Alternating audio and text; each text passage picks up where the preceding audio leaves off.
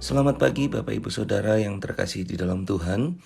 Puji Tuhan, hari ini kita akan kembali merenungkan firman Tuhan. Tema firman Tuhan pada pagi hari ini, bahasa roh. Bapak Ibu Saudara, bahasa roh merupakan anugerah dari Tuhan. Kita lihat di dalam Kisah Rasul pasal 2 ayat yang keempat berkata demikian, maka penuhlah mereka dengan Roh Kudus. Lalu mereka mulai berkata-kata dalam bahasa-bahasa lain, seperti yang diberikan oleh roh itu kepada mereka untuk mengatakannya. Saudara, bahasa roh hanya bisa diberikan oleh Allah dan tidak bisa diajarkan oleh manusia. Jadi lewat cerita ini, di dalam Kisah Rasul pasal 2 tadi, di situ menceritakan bahwa murid-murid sedang berkumpul di loteng Yerusalem dan menunggu untuk datangnya Roh Kudus, menunggu untuk dicurahkannya Roh Kudus. Pada akhirnya, Roh itu datang kepada mereka dengan kemauan Roh itu sendiri, bukan diajarkan oleh seseorang, bukan diberikan oleh seseorang, tetapi Tuhan sendirilah yang berinisiatif untuk memberikan bahasa roh itu. Nah, hari ini Bapak Ibu kita akan belajar tentang tujuan bahasa roh. Tujuan bahasa roh yang pertama adalah memuliakan Allah. Kita lihat di dalam Kisah Rasul pasal 2 ayat 7 sampai dengan 8, saya bacakan demikian. Mereka semua tercengang-cengang dan heran. Lalu berkata, bukankah mereka semua yang berkata-kata itu orang Galilea? Bagaimana mungkin kita masing-masing mendengar mereka berkata-kata dalam bahasa kita sendiri, yaitu bahasa yang kita pakai di negeri asal kita. Bapak Ibu, saat murid-murid Tuhan berkumpul di loteng Yerusalem, saat mereka dipenuhkan, mereka berkata-kata di dalam bahasa-bahasa lain. Waktu mereka berkata-kata di dalam bahasa-bahasa lain, ternyata orang-orang di sekitar tempat itu ada orang-orang Yahudi yang tinggal di kota-kota lain. Waktu itu ada orang-orang Yahudi yang tinggal di kota Partia, Media, Elam, Mesopotamia, Yudea, Kapadokia, Pontus, dan Asia, dan sebagainya. Ada banyak orang-orang Yahudi yang tinggal di luar kota, kemudian datang ke Yerusalem. Nah, waktu mereka datang ke Yerusalem, mereka kaget. Sebab waktu murid-murid berbahasa roh, mereka mendengar bahasa itu sama seperti di tempat asal mereka, di kota yang pernah mereka tinggali itu. Apa kata-katanya? Kata-kata dari bahasa roh itu adalah memuliakan Allah. Rasul-rasul ini memuji Tuhan, meninggikan Tuhan, mempermuliakan Tuhan melalui bahasa-bahasa lain yang dimengerti oleh orang-orang asing.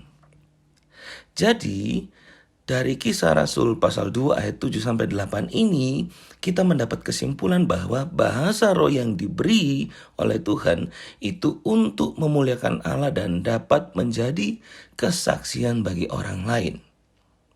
Kita ingat Kisah Rasul pasal 1 ayat yang ke-8 jelas berkata, waktu kita terima Roh Kudus, kita akan menjadi saksi dari Yerusalem sampai ke ujung bumi, Bapak Ibu.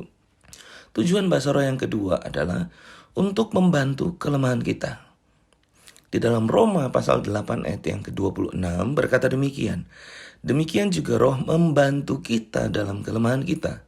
Sebab kita tidak tahu bagaimana sebenarnya harus berdoa. Tetapi roh sendiri berdoa untuk kita kepada Allah dengan keluhan-keluhan yang tidak terucapkan. Roh berdoa dengan keluhan-keluhan berarti berbahasa roh, Bapak Ibu. Jadi, bahasa roh juga berfungsi untuk kehidupan jasmani manusia. Jadi kalau selama ini Bapak Ibu berpikir bahwa bahasa roh ini hanya berfungsi di dalam gereja, waktu kita berdoa, waktu kita berrohani, Bapak Ibu salah. Sebab Roma 8 ayat 26 jelas berkata roh ini sendiri berdoa kepada Allah dengan keluhan-keluhan yang tidak terucapkan. Mengenai apa? Mengenai apa yang kita perlukan di dalam kehidupan kita. Jadi penting sekali bahasa roh ini punya tujuan atau fungsi di dalam kehidupan manusia. Puji Tuhan. Kita lanjut di bagian berikutnya dari tujuan bahasa roh adalah yang ketiga, untuk membangun jemaat. 1 Korintus pasal 14 berkata demikian. Jadi sekarang, saudara-saudara, bila mana kamu berkumpul, hendaklah tiap-tiap orang mempersembahkan sesuatu. Yang seorang mazmur, yang lain pengajaran atau penyataan Allah, atau karunia berbahasa roh, atau karunia untuk menafsirkan bahasa roh. Tetapi semuanya itu harus dipergunakan untuk membangun.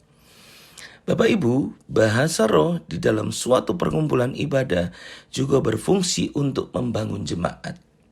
Rasul Paulus pernah berkata di dalam 1 Korintus pasal 14 ini, aku ini berbahasa roh lebih dari kalian semua. Tetapi waktu aku di dalam jemaat, aku akan mempergunakan bahasa yang dimengerti. Sebab apa? Pada waktu itu, waktu orang-orang berkumpul di zaman itu, mereka semua berbahasa roh dan orang-orang tidak mengerti. Sehingga suasana di dalam ibadah itu riuh-riuh dan orang tidak mengerti apa yang terjadi. Sehingga orang yang baru datang di tempat itu bingung apa yang terjadi di dalam ibadah ini. Sehingga Rasul Paulus menyarankan kepada jemaat di dalam 1 Korintus 14 tadi ini. Jadi sekarang saudara, waktu kita berkumpul ada yang bermazmur, ada yang memimpin pujian Bapak Ibu, ada yang bernyanyi, kemudian ada yang pengajaran, ada yang berkhotbah, atau karunia berbahasa roh, ada yang berbahasa roh tapi tidak sampai di situ. Dan juga karunia untuk menafsirkan bahasa roh itu. Bahasa roh di dalam jemaat harus ditafsirkan. Supaya apa? Supaya membangun. Apa yang dibangun?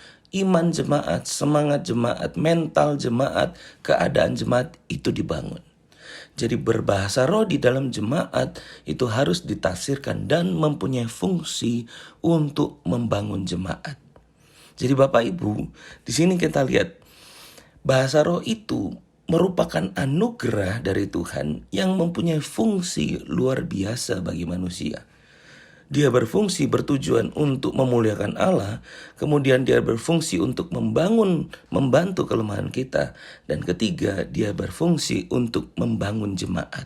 Puji Tuhan, mari kita berdoa. Kami berterima kasih kepada Tuhan karena Tuhan baik, dan kami berdoa, Tuhan, penuhkan kami terus dengan roh-Mu supaya roh-Mu melimpah di dalam kehidupan kami, sebab kami tahu roh-Mu berfungsi luar biasa untuk membantu kami di dalam kehidupan kami. Terpujilah Tuhan, berkati seluruh sidang jemaat-Mu, berkati hamba-hamba-Mu pada pagi hari ini. Di dalam nama Tuhan Yesus Kristus kami berdoa dan kami ucapkan syukur kami. Haleluya. Amin. Puji Tuhan. Selamat pagi, Tuhan Yesus memberkati. Hanya Engkau yang ku cinta, oh Roh Kudus, ku serahkan hidup dalam genggaman-Mu. Pulihkanlah, berkaryalah. Aku ada untuk beritakan Engkau hidup.